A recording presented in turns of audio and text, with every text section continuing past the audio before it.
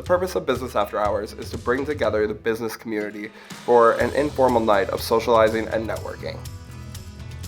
And you know what? It's 70 degrees out. We're super excited to have this gorgeous weather. What's really great about tonight is that we are not only working with Highlands Engineering, one of our members, but two other members as well, the Rock Bar and Lady J's.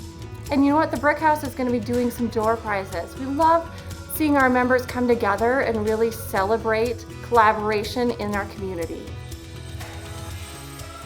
So we decided we wanted to host Business After Hours. We felt like there was a certain portion of the community that maybe was unfamiliar with our company and thought it would be a good opportunity to get people in our doors and find out a little bit more about our company, showcase our building. Certainly we're proud of the building that we built.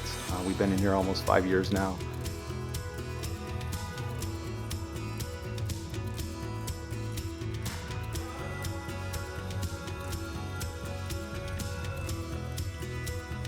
With Business After Hours, I think it's just a chance to shake hands with maybe our future clients, but certainly our existing clients as well.